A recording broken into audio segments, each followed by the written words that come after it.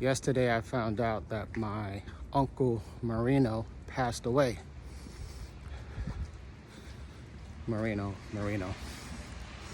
I, back in the late 70s, early 80s, as a little rascal running around the streets of the Bronx back then, I remember this one particular day when Marino, my uncle, and his wife Gladys, my aunt, who used to live on the same floor with me, they knocked on the door, and my mother said, Pito, open the door, see who's there. And when I opened the door, Marino was there with a big wheel in his hands.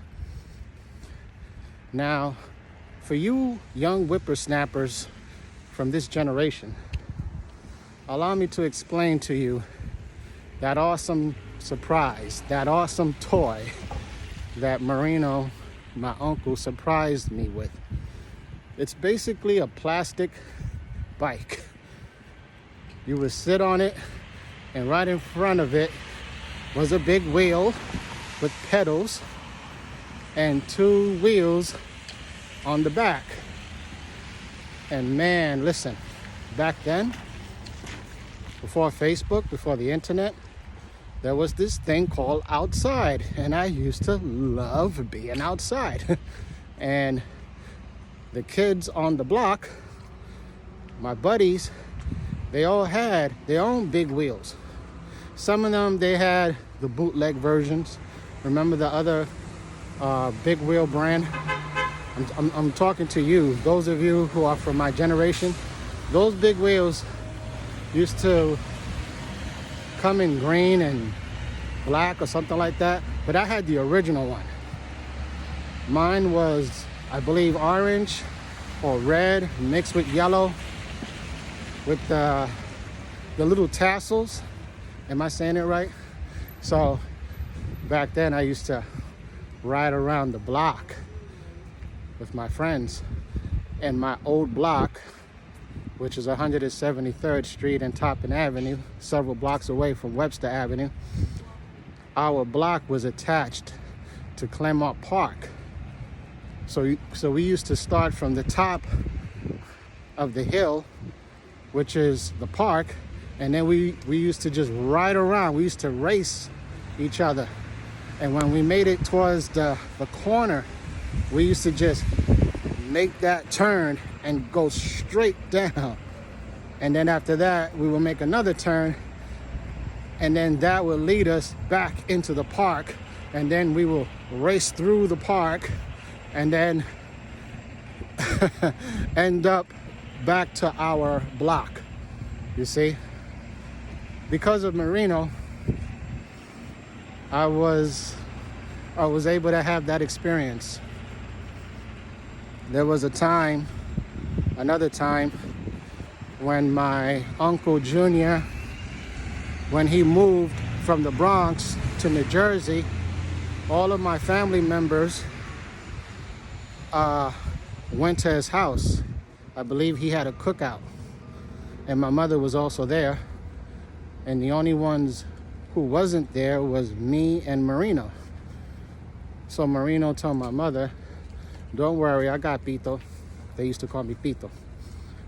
So he said to my mother, don't worry, I got Pito. We'll meet you guys there.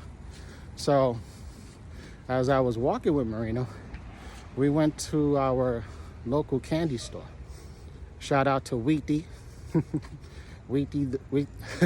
For those of you who don't know, Wheaty was the man back then who used to make these delicious cheeseburgers, you know. But anyway, after we left the candy store, Marino had his two-door convertible. It was a small, shiny red car. And I never seen a car like that. I was a kid, so I didn't see anything like that ever in my life. So when I got in there, you know, it was a convertible, so there was no top. And then when he took off from from there into the highway going towards New Jersey, it was such an experience that I will never forget. And because of Marino, I was able to have that kind of experience. There was another time, unfortunately, when me and my cousin Jeffrey decided to go to the bodega to buy something.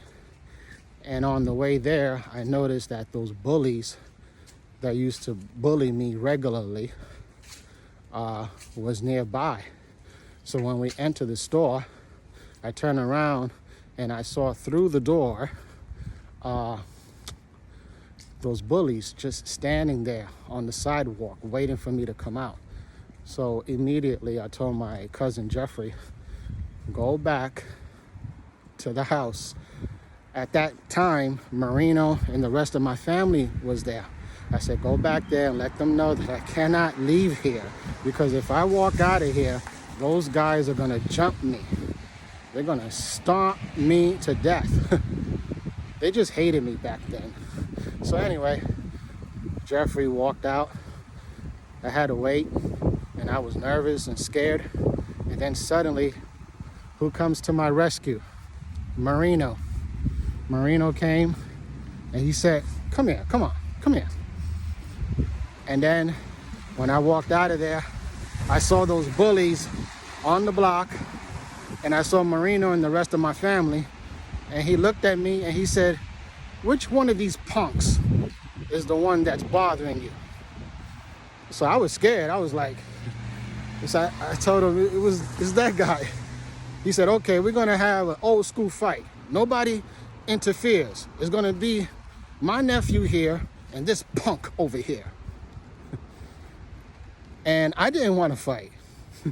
I never really had a serious fight ever in my life. I just wanted to get out of there. I told Marino, I said, please, let me just go.